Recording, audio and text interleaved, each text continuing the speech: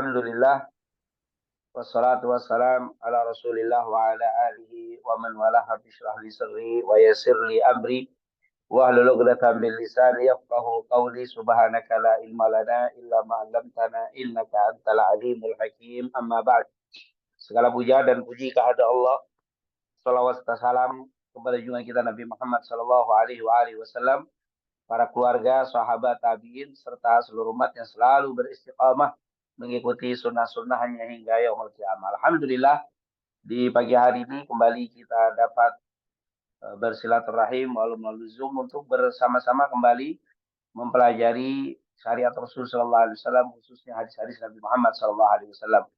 Dan di kesempatan pagi hari ini kembali kita membahas tentang hadis Rasul, tapi berkaitan dengan hikmah haji dan umrah. Tentunya berbicara tentang umrah dan haji ini sangat banyak sekali hadis-hadis dari Rasulullah SAW yang menjelaskan keutamaan, hikmah, dan juga kandungan dari syariat ini. Di antaranya yang menjadi dasar pembahasan kita di hadis pagi hari ini adalah hadis riwayat Imam Tirmidzi dari sahabat Nabi yang bernama Abu Hurairah radhiyallahu an. Rasulullah Shallallahu alaihi wasallam bersabda, "Al-umratu ilal umrati kafaratun lima bainahuma wal hajju mabrur laisa lahu jazaa'un illal jannah." Ini merupakan hadis yang sangat terkenal sekali, hadis yang berbicara tentang keutamaan, keistimewaan daripada umrah dan haji. Di situ dikatakan An Abi Hurairah radhiyallahu an, dari sahabat Nabi yang bernama Abu Hurairah, yaitu Abdurrahman bin Sakhar Ad-Dausi Al-Yamani, sahabat Nabi yang terbanyak meriwayatkan hadis Rasulullah SAW ini pernah mendengar dari junjungan kita Nabi Muhammad SAW. Beliau bersabda, "Al-umratu ilal umrati kafarah lima bainahuma wal hajju mabrur laisa lahu jazaa'un illal jannah." Di situ dikatakan al-umrah ilal umrah, dari umrah ke umrah, kafarah, menjadi penghapus lima bainahuma, di antara keduanya. Wal hajju mabrur, dan haji yang mabrur, laisa lahu jazaa'un, tidak ada balasan baginya, illal jannah, kecuali surga.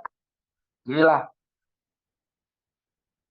patokan atau dasar hadis yang kita bahas di pagi hari ini. Kata Nabi, dari umrah ke umrah itu menghapuskan dosa, dan balasan bagi orang yang mendapatkan haji yang mabrur tidak ada lain kecuali surganya Allah Subhanahu wa taala. Pertama, kalimat di situ al-umrah, dari umrah ke umrah.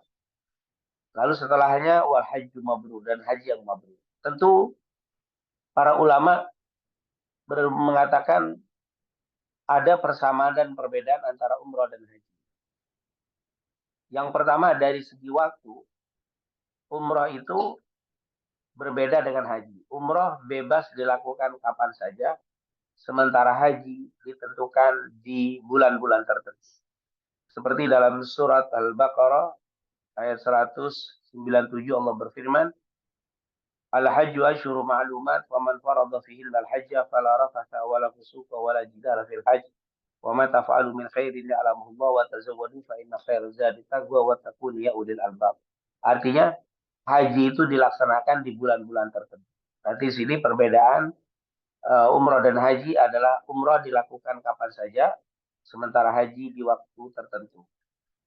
Kemudian umrah itu amalan-amalannya masuk ke dalam haji.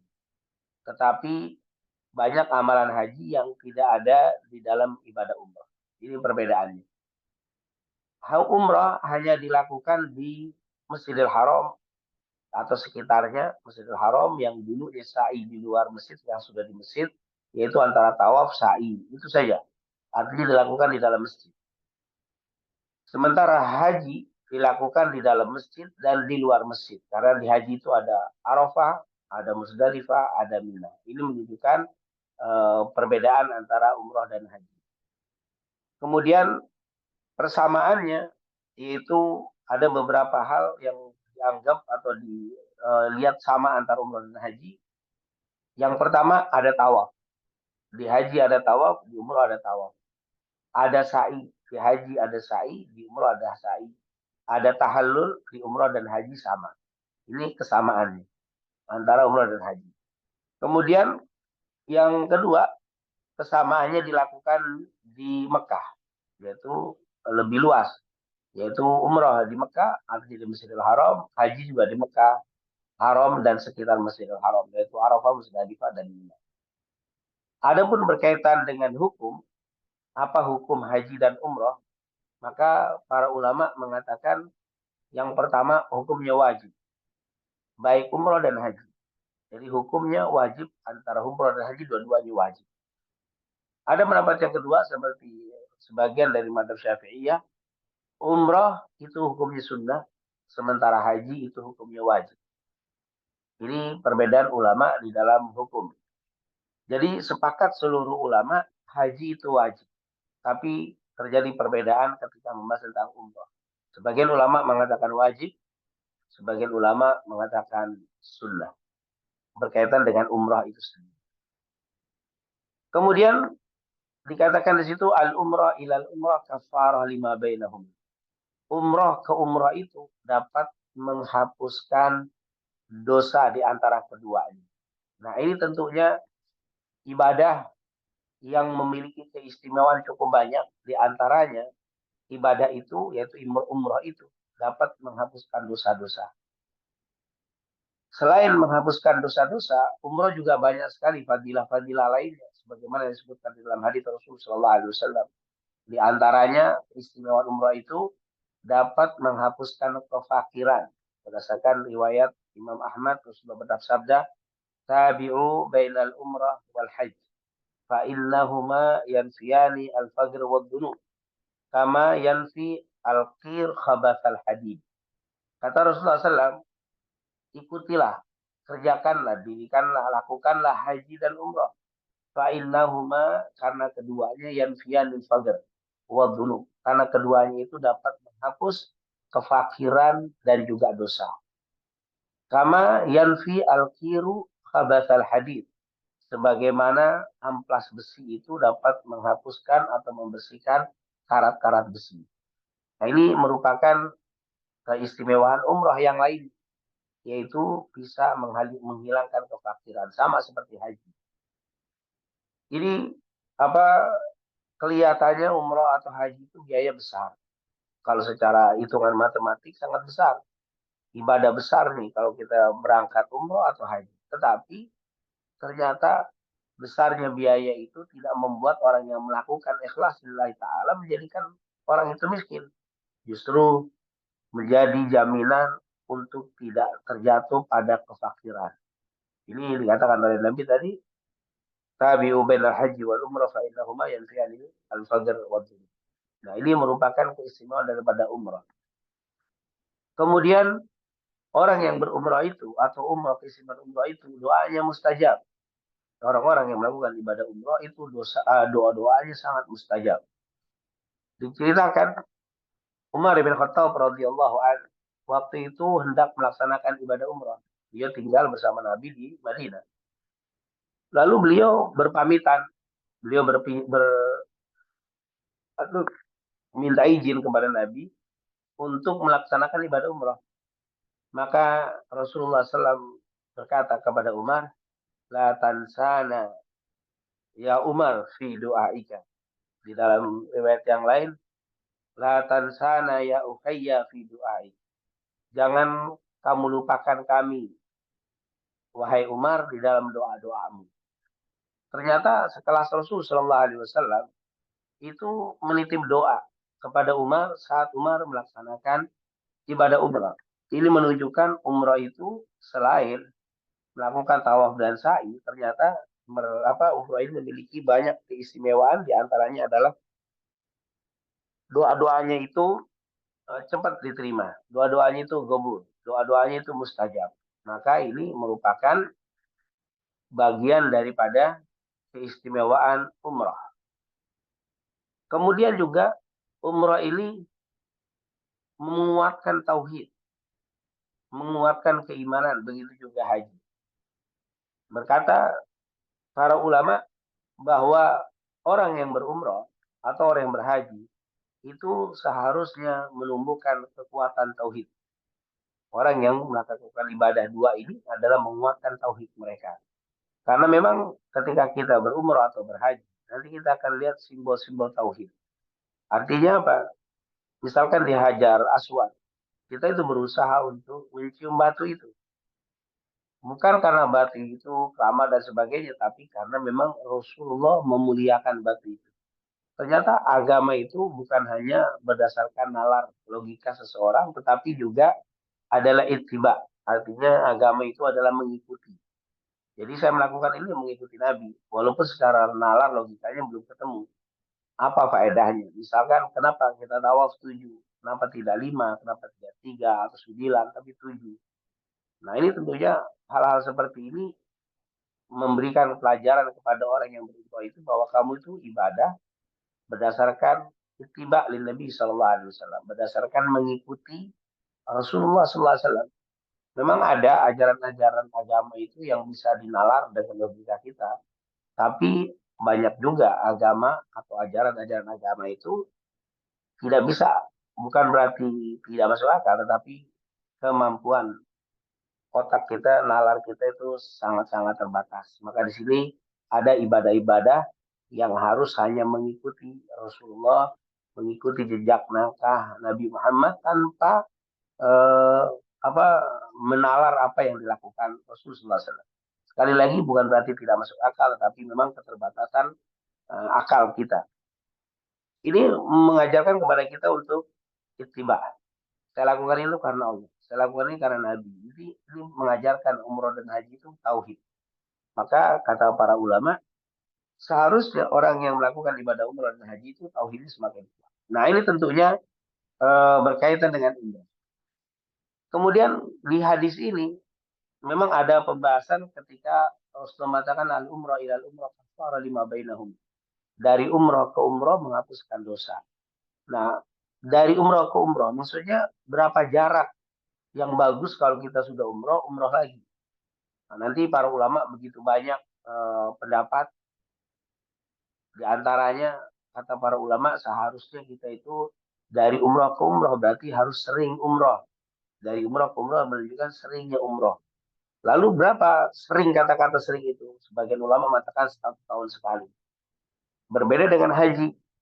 Haji di hadis ini al umroh ilal umroh kafara lima bainahuma. Dari umrah ke umrah menghapuskan dosa. Wal haju mabrur, tapi ketika membahas haji langsung Nabi bilang wal haju mabrur laisa lahu jaza illa jannah. Surga tidak ada balasan, haji tidak ada balasannya kecuali surga. Menunjukkan haji cukup sekali. Tapi kalau umroh, jalan umroh ke umroh. Ini menunjukkan umroh itu dianjurkan sering, bukan hanya seumur hidup sekali. Maka kata-kata sering dari umroh ke umroh ini berapa lama? Maka sebagian ulama di antara 4 mazhab ini ada yang mengatakan 1 tahun sekali. Itu umroh ke umroh. Ada yang mengatakan tidak harus 1 tahun sekali, tapi sebulan sekali. Kalau bagi mereka yang memiliki mungkin tempat dekat, mudah, itu dianjurkan sebulan sekali. Tapi ada juga yang mengatakan yaitu 15 hari sekali. Bahkan sebagian Imam Ahmad mengatakan sampai tumbuhnya rambut. Nah, artinya apa? Ketika umroh dia cukur botak, tumbuh lagi dianjurkan umroh lagi. Artinya umroh itu dianjurkan untuk sering kita lakukan. Jadi kalau tahun ini kita punya rezeki umroh, tahun depan punya rezeki lagi umroh, itu standar dari 4 mazhab setahun. Jadi bukan umroh seumur hidup sekali. Nah ini yang dijelaskan oleh para ulama. Dan umroh itu sendiri hukumnya apa? Ada sebagian ulama mengatakan wajib seperti haji. Ketika orang tidak mampu melaksanakan ibadah haji, tapi dia mampu melaksanakan ibadah umrah, maka wajib melakukan ibadah umrah. Maka di sini Mazhab Syafi'i menyebutnya umrah itu umrah itu adalah haji sagir, haji kecil. Maka ketika orang tidak mampu melaksanakan haji besar, yaitu haji, maka dia bisa melakukan haji kecil. Wajib melakukan haji kecil kalau dia mampu, yaitu umrah. Maka ketika membahas tentang umrah, sebagian ulama mengatakan wajib ketika dia tidak mampu berhaji. Tapi sebagian ulama mengatakan sunnah bila dia mampu melakukan ibadah haji. Umrah jadi sunnah. Karena dengan dia melakukan ibadah haji, maka umrah itu masuk amalannya ke dalam ibadah haji. Seperti ketika kita berhaji tamattu misalkan, otomatis kan melakukan umroh juga atau melakukan satu perjalanan ibadah haji pasti melakukan ibadah umroh. Maka umroh bagi yang tidak memiliki kemampuan untuk berhaji, maka mampu berumroh, umroh itu menjadi wajib. Tapi ketika dia mampu untuk melaksanakan ibadah haji, maka umroh itu menjadi sunnah. Tapi tentunya bagi mereka yang mampu lebih, alhamdulillah bisa berumroh dan bisa melaksanakan ibadah haji. Kemudian haji. Wal dikatakan al umrah ilal umrah kafara lima bainahuma wal hajju mabrur, dan haji yang mabrur tidak ada balasannya kecuali surga. Tentunya keistimewaan haji ini berlipat daripada ibadah umrah. Karena orang yang berhaji sudah pasti berumrah. Tapi tidak setiap yang berumrah berhaji. Kenapa? Karena amalan umrah ada di dalam amalan haji. Dan di haji begitu banyak keistimewaan-keistimewaan yang disebutkan oleh Rasulullah. Puncaknya adalah wal hajju mabrur fisalahu jazaa'un ila jannah. Haji yang mabrur yang baik tidak ada balasannya kecuali surga. Selain itu tentunya masih banyak keistimewaan-keistimewaan haji seperti yang disebutkan tadi al-umrah tabi'u bainal haji wal umrah. Haji dan umrah itu menghapuskan kefakiran. Haji bagi mereka yang bisa menjaga mulutnya akan menjadi pembersih dosa bagi si pelakunya dengan sebersih-bersihnya. Bagaimana dikatakan dalam hadis Bukhari Muslim dari Abu Hurairah, Rasulullah SAW pernah bersabda, "Man hajja walam yarfus walam yafsuk raja'a kayaumi waladatu ummu." Orang yang berhaji dengan menjaga lisan, tidak berkata kotor, tidak berkata fasik, maka dia kembali seperti baru lahir dari rahim ibu. Itu adalah keistimewaan haji. Kemudian juga di dalam hadis lain, jadi haji ini menghapuskan dosa dengan sebersih-bersih. Siapa yang berhaji dan bisa menjaga lisannya saat berhaji, kembali seperti anak yang baru lahir dari rahim ibu yang tidak punya dosa sama sekali. Kemudian di haji juga Rasulullah pernah mengatakan an-nafaqatu fil hajj karena nafaqah fi sabilillah. Orang yang berhaji atau harta yang dikeluarkan di dalam berhaji maka seperti sedekah di jalan Allah Subhanahu wa taala. Di hadis lain bahwa al-hajju jihadun. Haji itu adalah jihad. Jadi orang yang meninggal saat haji maka dia seperti orang yang berjihad. Bahkan di hari kiamat orang yang meninggal di waktu haji dia akan bangkit di hari kiamat dengan bertalbiyah. Dan seterusnya. Dan puncaknya hadis ini. Wal hajju mabrur laisa lahu jazaa'un ilal jannah. Dan haji yang mabrur itu tidak ada balasannya kecuali surga. Nah, ini tentunya apa keutamaan berhaji sangat banyak sekali. Belum lagi kalau kita merincikan fadilah daripada berhaji seperti saat orang haji pasti dia melakukan wukuf di Arafah. Maka Nabi pernah mengatakan al-hajju Arafah, haji itu Arafah. Di Arafah sendiri keistimewaannya itu luar biasa. Jangankan orang yang berhaji, orang yang tidak berhaji lalu dia melaksanakan ibadah Arafah atau puasa tanggal 9 Dzulhijjah menghapuskan dosa 2 tahun. Bagaimana orang yang berhaji? Orang yang tidak berhaji dengan puasa di tanggal 9 Dzulhijjah menghapuskan dosa 2 tahun. Bagaimana orang yang wukuf di padang Arafahnya? Kata Rasulullah, khairul doa Arafah. Sebaik-baik doa adalah doa Arafah. Di hadis Aisyah Rasulullah SAW pernah bersabda, "Ma min yaumin aktsaru an yu'tiqallahu fihi 'abidan minan nar min yaumi Arafah." Tidak ada hari di mana Allah lebih banyak membebaskan hambanya dari siksa api neraka melebihi hari Arafah. Fa innallaha yubahi wa yadnu, karena Allah pada hari itu di hari Arafah mendekat kepada hamba-hambanya dan membanggakan di depan para malaikatnya sambil mengatakan, ya malaikati madza aradu haula ishadu anni qad ghafartu lahum. Hai para malaikatku, apa yang diinginkan oleh hamba-hambaku yang wukuf di padang Arafah itu? saksikan oleh kalian. Qad ghafartu lahum. Sungguh aku telah memberikan ampunan kepada mereka yang melakukan wukuf di padang Arafah. Dan seterusnya dan seterusnya. Sangat banyak sekali keistimewaan orang berhaji. Nah ini tentunya puncaknya haji yang mabrur tidak ada balasannya kecuali surga. Kemudian tentunya di dalam berhaji dan berumroh banyak sekali hikmah-hikmah yang bisa kita petik, yang bisa kita ambil pelajaran. Di antaranya secara umum, karena memang dengan waktu yang terbatas sulit kita mempelajari atau mengambil hikmah atau filosofi dari amalan-amalan umroh dan haji. Karena dari awal melakukan rentetan ibadah-ibadah baik umroh dan haji itu semuanya mengandung filosofi, mengandung hikmah yang sangat banyak sekali. Oleh karena itu tidak mungkin untuk diselesaikan dalam satu pertemuan. Di antaranya saja yang paling menonjol misalkan. Yang pertama yang bisa kita ambil dari umroh dan haji, hikmah dan pelajarannya, ketika orang berumroh dan haji harus berniat menggunakan ihram di mikot. Nah itu ketika kita bicara tentang mikot, mikot itu ada dua, mikot makani dan mikot zamani.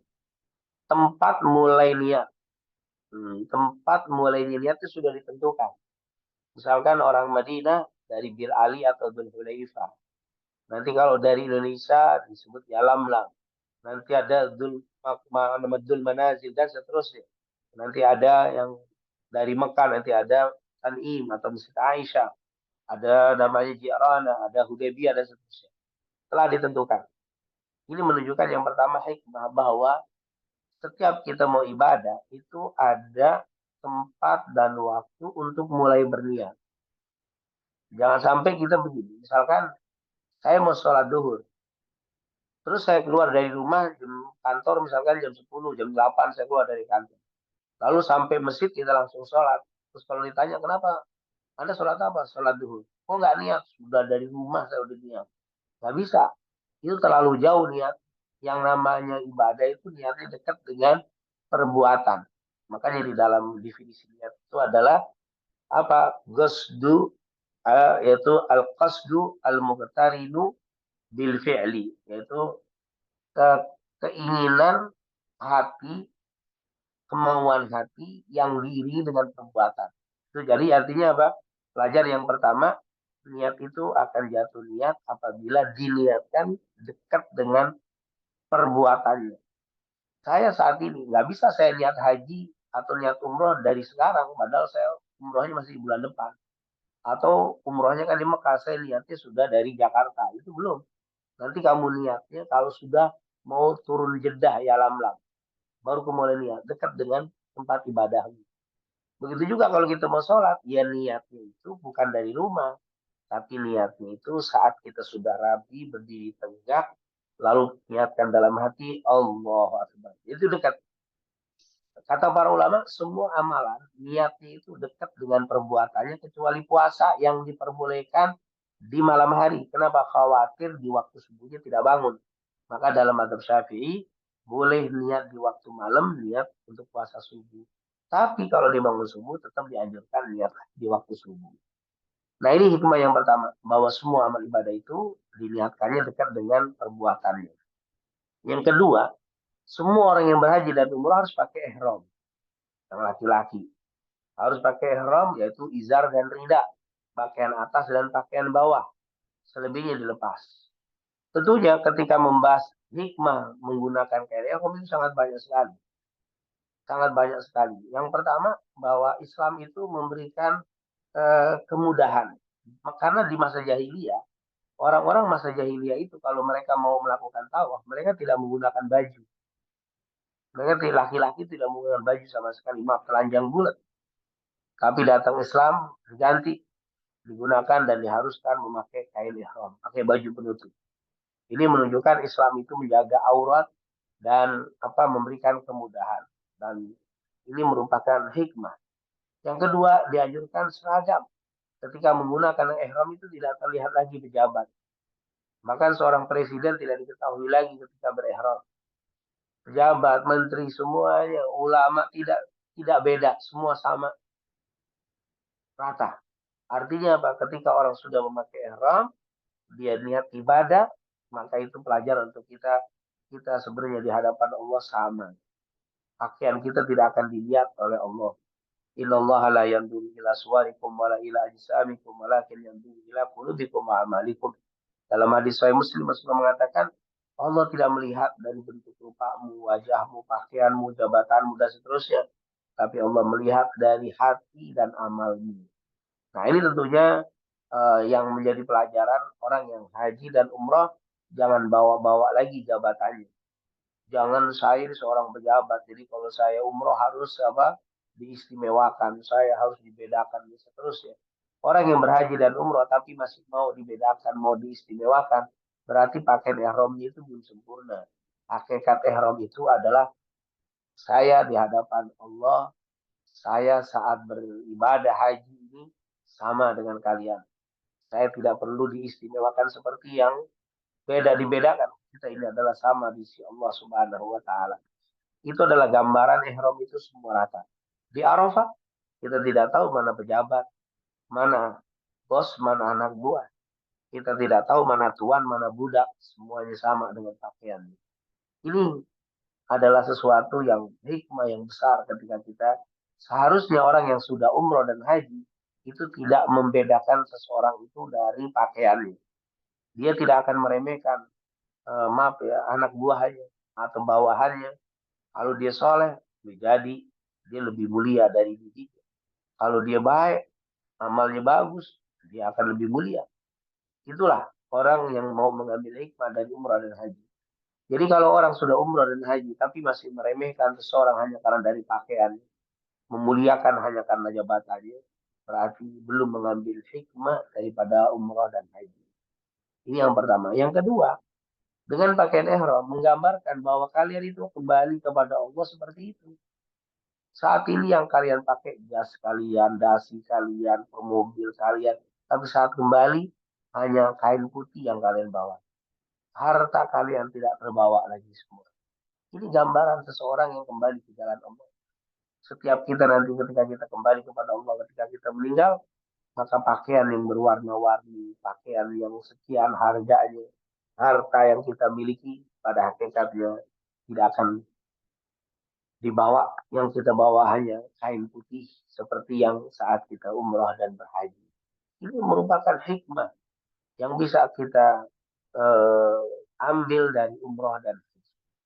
Makanya orang yang habis umrah dan haji masih saja tujuan hidupnya dunia, tujuan hidupnya adalah jabatan dan seterusnya. Ini menunjukkan dia belum mengambil hikmah daripada ihram yang digunakan saat melakukan ibadah haji dan umrah. Nah, ini tentunya hikmah-hikmah yang bisa kita ambil. Kenapa disunahkan putih? Boleh. Ihram berwarna merah, berwarna hitam, berwarna-warna. Silakan. Tetapi kata Rasulullah, ilbasu siyabakumul bayal. Pakailah pakaianmu yang putih. Maka di situ seluruh ulama sepakat menggunakan kain ihram sunnahnya berwarna putih. Ini menunjukkan saya sebenarnya sukanya warna merah, saya sukanya warna biru, saya sukanya warna hijau. Tapi ketika ada perintah Nabi menggunakan putih, saya tanggalkan warna-warna yang saya inginkan tadi. Saya lebih mengikuti keinginan Nabi daripada keinginan saya. Itu adalah pelajaran yang diambil atau bisa diambil dari orang yang berumrah dan haji. Orang yang berumrah dan berhaji setelahnya harusnya mengutamakan keinginan Nabi, bukan keinginan diri. Orang yang sudah melakukan ibadah haji dan umrah harusnya lebih bisa mengutamakan keinginan Rasulullah daripada keinginan diri. Ini adalah pelajaran yang bisa kita ambil dari berihram. Nah, kemudian tentunya masih banyak sekali ketika kita sudah pakai ihram, kita bertalbiyah. Sunnahnya baik yang berhaji atau berumrah. Ketika sudah pakai kain ihram, yang kita disunnahkan adalah labbaik Allahumma labbaik labbaik la syarika lak labbaik innal hamda wa ni'mata lak wal mulk la syarika lak. Ini adalah kalimat talbiyah dan perintahnya tentu jelas. Nabi ketika sudah berniat untuk melaksanakan ibadah haji, beliau atau umroh, beliau naik ke untanya, tiba-tiba datang malaikat dan mengatakan, Atani atin, kata Rasulullah telah datang kepada aku satu malaikat, yaitu malaikat Jibril, datang kepadaku, fa'amarani an ulabbiya, untuk memerintahkan kepadaku agar aku bertalbiyah, wa an amura ashabi, dan aku juga diperintahkan untuk memerintahkan para sahabatku untuk bertalbiyah. Maka Nabi sejak berniat pakai ihram, niat langsung bertalbiyah. Nah, kita pun begitu disuruh bertalbiyah, dan banyak sekali fadilah-fadilah bertalbiyah itu. Tapi hikmah yang bisa kita ambil dari talbiyah, bahwa kita diperintahkan untuk mengikhlaskan amal. Karena talbiyah itu maknanya adalah ikhlas. Labbaik Allahumma labbaik, labbaik la syarika lak labbaik. Ya Allah, saya datang memenuhi panggilanmu. Ya Allah, saya datang hanya untukmu, bukan untuk yang lain, bukan untuk sekutu-sekutu yang lain. Innal hamda wa ni'mata laka wal mulk. Segala puji, segala kenikmatan itu semua datangnya darimu ya Allah. Itu makna kalau kita kaji lebih dalam, makna hikmah daripada talbiyah adalah mengikhlaskan niat, mengikhlaskan niat. Dan itu diulang-ulang terus. Apa hikmah dari talbiyah ini? Pertama tentunya menguatkan ikhlas. Yang kedua, bahwa untuk ikhlas itu memang tidak mudah. Kita beramal itu sulit untuk tidak dimasuki sifat riya. Makanya kita diperintahkan talbiyah disebut terus berulang-ulang. Apa?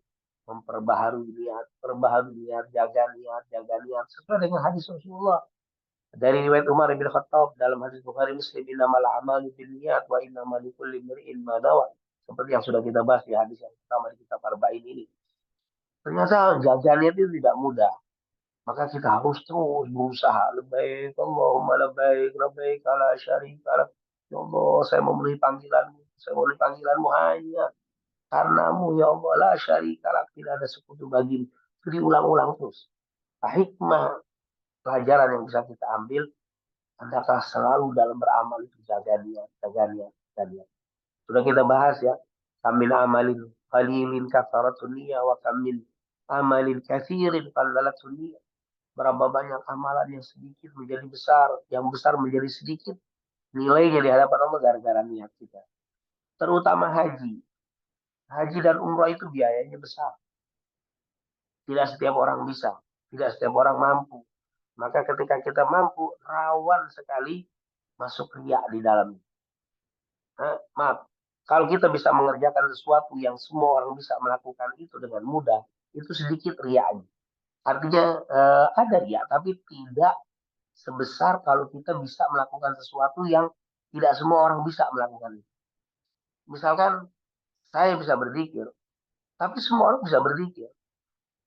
Ada sifat ria bisa jadi, tetapi tidak sehebat haji. Kenapa? Atau umroh.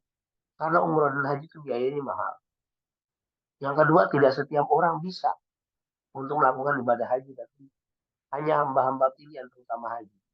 Maka di saat kita bisa melakukan sesuatu yang jarang orang bisa, itu sangat rawan menimbulkan ria. Maka Rasul mengatakan, talbiyah terus, talbiyah terus, talbiyah terus. Bahkan kata para sahabat, kami tidak berhenti bertalbiyah kecuali sampai suara kami hilang. Nah, karena kelelahan atau mungkin kalau bahasa kita serak suara sampai habis bertalbiyah. Nah, ini menunjukkan haji dan umrah itu rawan untuk masuk sifat riya. Nah, tentunya riya dan tidak riya itu adalah hati, bukan masalah penampakan atau ditampilkan. Jangan dikatakan orang ketika umroh misalkan membuat status sedang umroh atau sedang tawaf, dibuat status atau dipoto di seterusnya, itu menunjukkan riya, bukan. Tidak setiap yang ditampakkan itu riya. Nah, tidak setiap yang disembunyikan itu ikhlas. Karena memang sekali lagi riya dan ikhlas itu berkaitan dengan hati. Boleh jadi ada orang yang memposting gitu banyak kegiatan dia selama umroh. Boleh jadi dia tidak riya. Mungkin dia ingin memberikan gambaran indahnya berhaji, indahnya berumroh untuk menarik orang lain biar tergiur, tertarik untuk melakukan ibadah umroh dan haji. Tapi boleh jadi ada orang yang diam-diam, justru dia bilang biar merasa dia itu orang yang tawadhu, merasa biar orang dia malah justru jadi ria. Nah ini tentunya sekali lagi kita tidak boleh menilai seseorang ria dan tidak ria Karena yang tahu ria dan tidak ria hanya Allah Subhanahu wa taala dan orang itu sendiri. Maka di sini talbiyah itu adalah obat untuk memberikan keikhlasan di dalam ibadah haji dan umrah. Tentunya kalau orang yang sudah sering bertalbiyah harusnya lebih bisa ikhlas di dalam beramal. Makanya orang yang sudah berhaji dan umroh harusnya lebih terlatih untuk ikhlas di dalam beramal. Kalau ada orang berhaji dan umroh pulang, tapi dia riak, dia tambah, ikhlasnya malah tidak tumbuh, berarti dia belum mengambil hikmah daripada bertalbiyah itu sendiri. Yang terakhir dari talbiyah itu sendiri, hikmahnya bahwa diketahui berarti memang umroh dan haji itu panggilan. Umroh dan haji itu panggilan. Buktinya dengan kalimat apa? Labbaik, Allahumma labbaik. Labbaik itu kan artinya ketika kita dipanggil oleh seseorang, lalu kita penuhi panggilannya, maka dalam bahasa Arab itu labbaik. Wahai fulan, misalkan kita dipanggil, jawaban dalam bahasa Arab itu labbaik. Labbaik itu artinya, ya saya datang, ya saya memenuhi panggilan. Berarti memang betul, umrah dan haji itu panggilan. Artinya, banyak kita lihat orang yang mampu, tidak tergerak untuk berhaji, tidak tergerak untuk umrah. Banyak yang mungkin peluangnya besar untuk berhaji dan umrah, tapi kok tidak tertarik. Inilah tidak berlebihan kalau ada orang bilang panggilan. Artinya orang yang berhaji itu sudah dipanggil oleh Allah. Maka dia bilang lebih baik. Nah ini tentunya hikmah daripada menggunakan ihram dan bertalbiyah. Lalu saat masuk pertama di Masjidil Haram langsung tawaf. Nah tentunya tawaf begitu banyak hikmah yang bisa kita ambil. Baik tawaf untuk haji dan juga umroh. Karena tawaf untuk umroh seperti tawaf biasa. Kalau haji namanya tawaf ifadah. Nah tawaf ini, wah begitu banyak apa hikmah-hikmah yang bisa kita petik di dalam tawaf itu sendiri. Yang pertama, bahwa ketika kita masuk masjid, disunnahkan itu bertahiyat atau sholat tahiyat masjid. Rasulullah bilang, la yajlisanna ahadukum. Jangan sekali-kali kalian masuk ke dalam masjid lalu duduk hatta yusalli rakaatain.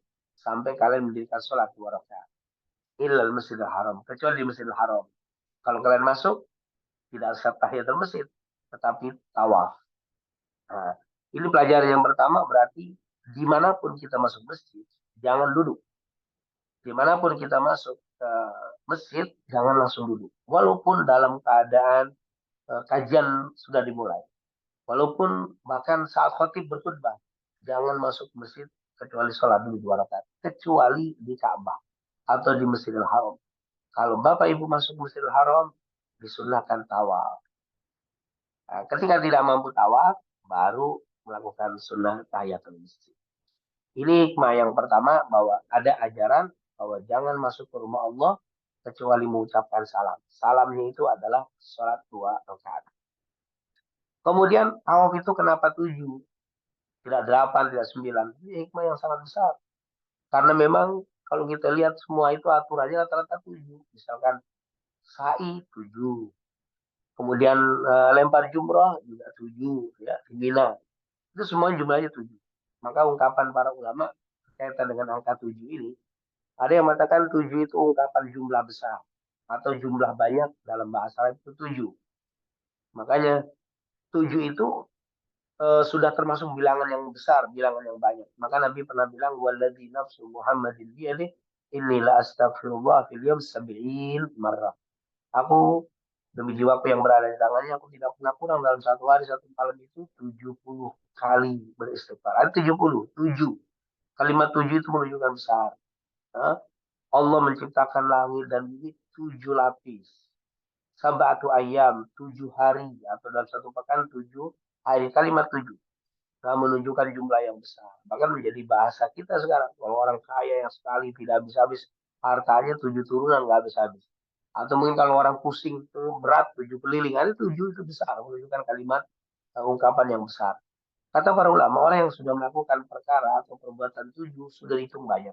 Maka ketika kita tawaf, 7 kali cukup banyak. Kalau Anda lebih dari 7 berarti Anda hulu, nanti termasuk berlebihan, melampaui. Tapi kalau 6 kurang, maka harus 7. Nah, ini tentunya hikmah pelajaran ulama membahas banyak. Kemudian saat tawaf itu yaitu dimulai dari apa Hajar Aswad, yaitu batu yang dari surga, kemudian diakhiri di Hajar Aswad. Artinya kehidupan itu ada awal dan ada akhir. Nah, tidak sembarangan dan tidak berujung, tapi ada akhir, ada awal, ada akhir. Kata para ulama hidup pun begitu. Hidup ini ada awal, ada akhir. Ada kelahiran, pasti ada kematian. Itu yang dijelaskan oleh para ulama hikmah daripada tawaf. Dan kita lihat tawaf itu Ka'bah di sebelah kirinya dan baju yang di sebelah kiri itu ditutup, yang sebelah kanan dibuka, namanya ittiba dalam bahasa fikihnya dibuka. Kenapa? Karena Ka'bah harus dihormati, maka tidak boleh bertelanjang tangan, dibuka. Yang ditutup sebelah kiri karena berada dekat dengan Ka'bah, yang ini berlawan dengan Ka'bah, maka ini yang dibuka ini. Itu menunjukkan bahwa kita harus menghormati sesuatu yang dihormati atau yang diagungkan Allah. Maka dalam Al-Quran Allah berfirman, "Wa man yu'azzim sya'airallah fa innaha min taqwal qulub." Siapa yang memuliakan apa yang dimuliakan Allah, itu menunjukkan ketakwaan hati. Artinya ini hikmah yang bisa kita pelajari atau ambil dari ini. Hormatilah apa-apa yang dihormati Allah. Muliakan apa yang dimuliakan Allah. Allah memuliakan Al-Quran, muliakan Al-Quran. Allah memuliakan Rasul, muliakan Rasul. Allah memuliakan Ka'bah, muliakan Ka'bah. Allah memuliakan masjid, muliakan masjid. Allah memuliakan umat Nabi Muhammad, muliakan umat Nabi Muhammad. Muliakan umat Nabi Muhammad. Jangan pernah kita menghinakan apa yang dimuliakan oleh Allah. Maka kata ulama, kalau kamu tidak bisa memuliakan, diamlah. Yang musibah ini memuliakan tidak, tapi menghina. Ini akan menjadi kecelakaan untuk orang. Maka jangan sampai pernah kita menghina, merendahkan makhluk-makhluk Allah SWT. Karena Allah menciptakan makhluk ini menunjukkan Allah itu mencintai, Allah itu memuliakan apa yang diciptakan. Tidak mungkin Allah menciptakan sesuatu yang tidak dimuliakan. Maka muliakanlah semua yang Allah ciptakan. Lihat bagaimana Nabi Muhammad SAW. Apa kata Aisyah? Ma'aban Nabi fa'aman qad ilistahahu akalahu wa il karihahu taraka. Nabi Muhammad tidak pernah merendahkan, mengaibkan, menghinakan apapun. Ma'aba ta'aman qad, makanan pun tidak pernah dihinakan. Nabi kalau makanan tidak pernah dihinakan. Ilistahahu, kalau dia suka dia makan, tapi kalau nggak suka dia tinggalkan. Begitu sebenarnya adab yang diajarkan Nabi. Maka begitu juga hikmah yang bisa kita ambil dari tawaf. Muliakan apa yang dimuliakan Allah. Lihat, waktu di Rukun Yamani, Hajar Aswad itu kita beda. Itu sisi yang dimuliakan Allah. Hajar Aswad kita mulai dengan bertakbir. Kalau kita kecu, giliran Rukun Yamani kita baca Rabbana Atina, berbeda dengan rukun yang lain. Yang lain kita muliakan dengan membaca zikir, berbagai macam zikir. Saat di Rukun Yamani kita berbeda. Karena di tempat yang dimuliakan Rabbana Atina. Dan seterusnya. Artinya semua ciptaan Allah memuliakan, tapi ada yang lebih dimuliakan lagi. Begitulah orang yang sudah berhaji dan berumroh harusnya tidak pernah menghina orang lain lagi. Orang yang sudah berhaji dan umroh, kalau dia mengambil hikmah, harusnya dia tidak lagi merendahkan orang lain, menghina orang lain. Kalau dia suka dan dia punya kemuliaan, puji, cintai. Tapi kalau dia nggak suka, jangan pernah dicaci, jangan pernah dicela, tinggalkan begitu saja. Hikmah yang sangat banyak sekali daripada tawaf. Tentunya karena keterbatasan waktu, kita ambil beberapa hikmah saja, tapi paling tidak, insya Allah kita berdoa, semoga orang-orang yang pulang haji, pulang umroh, hatinya bertambah kuat tauhidnya, bertambah ketangguhannya, bertambah keikhlasannya, bertambah bisa menjaga mulutnya untuk tidak menghinakan dan merendahkan orang lain, dan bisa memuliakan siapa dan apa yang dimuliakan oleh Allah Subhanahu wa taala. Mungkin itu yang bisa saya bahas pada pertemuan pagi hari ini berkaitan, ya tentunya tidak semua ya, sebagian kecil hikmah daripada haji dan umrah. Wallahu a'lam bishawab.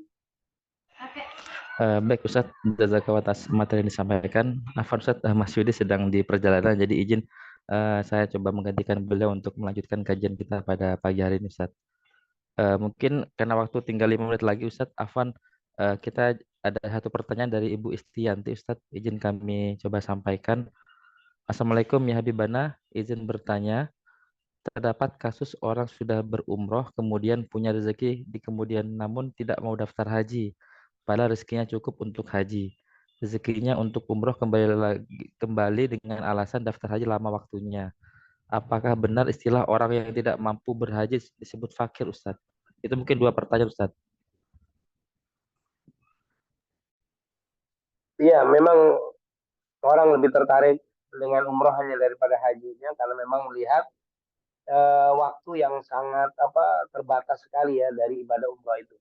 Karena memang orang yang sedang maaf dari haji, orang yang melaksanakan atau hendak melakukan ibadah haji itu sangat panjang ya. Kalau apalagi orang biasa, misalkan saat ini kita daftar, itu boleh jadi itu berangkatnya mungkin 30-40 tahun yang akan datang. Artinya sangat lama sekali.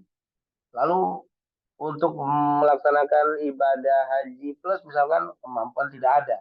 Nah, bagaimana? Apakah saya umroh terus? Tidak, kata para ulama. Tetap daftarkan saja kalau memang tidak mampu berhaji dengan haji yang mahal. Haji yang biasa umroh, masalah waktu sekian tahun jangan dipikirkan. Yang penting sudah mendaftar. Nah, dengan harapan semoga saat kita sudah mendaftar itu menunjukkan bahwa kita itu menunjukkan kesungguhan dan ingin melaksanakan. Masalah nanti tiba-tiba belum datang waktu sudah meninggal dunia, insya Allah sudah tercatat sebagai orang yang ingin berhaji. Kenapa? Karena ada riwayat yang mengatakan dikatakan man wajadalahu sa'atan walam yahud insa'an nasraniyan au yahudiyan. Dikatakan riwayat yang lain, man wajadalahu sa'atan, siapa yang mendapatkan kelapangan rezeki walam yahud, sementara dia tidak mau berhaji, tidak ada niatan untuk berhaji, insya amata yahudian atau nasranian, boleh jadi dia mati dalam keadaan Yahudi atau Nasrani. Nah ini tentunya ancaman yang cukup keras, maka lebih baik dianjurkan bagi yang sudah berumrah terus ada rezeki lebih, silakan langsung saja daftar haji. Masalah waktu nggak usah dipikirkan. Yang penting sudah terdaftar, insya Allah kalau panjang umur, ada waktunya tiba-tiba nanti Allah kasih jalan. Kalau memang tidak sampai meninggal, maka insya Allah sudah ada keinginan untuk berhaji. Itu tentunya harapannya. Nah, ini merupakan hal yang diingatkan untuk bisa kita lakukan. Dan insya Allah Allah bukakan pintu rezeki kita semuanya dan Allah berikan kelapangan untuk kita, kesehatan untuk bisa melaksanakan ibadah haji dan umroh. Atau mungkin ketika kita dapati sudah usia lanjut, untuk berangkat haji dalam waktu cepat sulit karena biaya. Sementara usia sudah tua, kalau kita berdaftar lewat orang biasa sudah ya mungkin di atas 100 mungkin akan sulit. Maka sebagian ulama mengatakan kalau begitu ambil saja umroh di musim haji, umroh di musim Ramadan. Karena ada hadis Rasulullah dikatakan al umratu fi Ramadan ta'dilul hajj ma'i, kata Rasulullah SAW. Umrah di bulan Ramadan itu seperti berhaji dan lain-lain seperti berhaji bersamaku. Artinya situ solusi untuk orang yang sudah lanjut usia. Kalau ditunggu haji akan sulit dengan kondisi waktu dan juga usia yang sangat lanjut. Maka bisa berumrah dengan di bulan Ramadan kalau ada rezeki. Maka insya Allah itu menjadi niatan pengganti kita untuk berhaji. Nah ini tentunya yang bisa kita lakukan ketika kita mukim. Dan kalau orang yang tidak berhaji, apakah disebut fakir? Ya, arti fakir belum mampu. Karena memang di dalam perintah Islam itu kan dikatakan wala rukun Islam itu kan anta syada la ilaha illallah wa anna muhammad rasulullah wa iqamis shalah wa ita'iz zakah wa shaumi ramadan wa hajjil bait man istata'a ilaihi sabila, dan haji bagi yang mampu. Berarti ketika dia tidak mampu berhaji maka termasuk fakir, termasuk fakir. Tapi bukan tidak mampu harta, tapi nggak mampu waktu. Nah ini tentunya termasuk fakir juga. Fakir dalam artian siapa yang tidak mampu melaksanakan ibadah haji. Itu berarti kemampuan haji itu kan bukan hanya harta, tapi juga tenaga, juga perjalanan. Ada orang punya harta banyak tapi nggak bisa jalan. Baik karena kondisi kendaraan tidak bisa, pesawat tidak bisa terbang, dan seterusnya. Mungkin ada sesuatu peperangan yang tidak mungkin kita lewati, maka itu juga sudah termasuk tidak mampu. Atau pesawat ada, tapi kondisi badan yang tidak mungkin jalan karena sudah terlalu tua atau sakit yang sulit untuk mendapatkan kesembuhan yang sakit parah, maka saat itu termasuk yang tidak mampu. Tapi kalau orang mampu terus dia nggak mau pergi haji, dia bisa tapi dia tidak mau pergi haji, apakah termasuk fagir? Bukan, tidak, bukan kata fagir itu.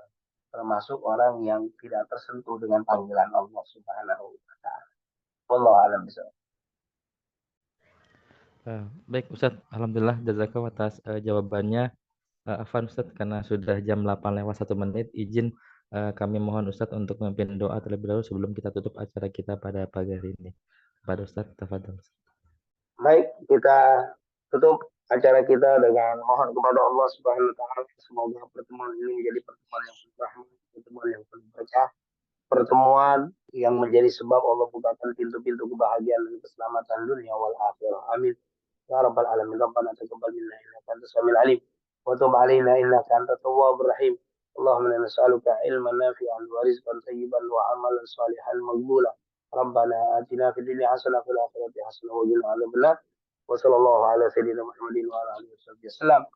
Walhamdulillahi rabbil alamin. Jazakumullah khair. Sebelumnya saya mohon maaf. Assalamualaikum warahmatullahi wabarakatuh. Waalaikumsalam. Waalaikumsalam warahmatullahi wabarakatuh. Waalaikumsalam warahmatullahi wabarakatuh. Terima kasih Pak Ustadz. Salam. Kepada para jemaah yang telah hadir. Izin nanti untuk absensi akan kami share di grup pengajian. Izin kami dari panitia mohon maaf apabila ada kekurangan. Kurang lebihnya kami mohon maaf. Kita tutup dengan bacaan hamdalah dan doa kafatul majelis. Alhamdulillahirabbil alamin. Subhanaka wa bihamdika asyhadu an la ilaha illa anta astaghfiruka wa atubu ilaik. Kurang lebihnya mohon maaf. Wassalamualaikum warahmatullahi wabarakatuh. Waalaikumsalam. Waalaikumsalam warahmatullahi wabarakatuh. Terima kasih Mas Didik. Terima kasih. Izin live. Assalamualaikum.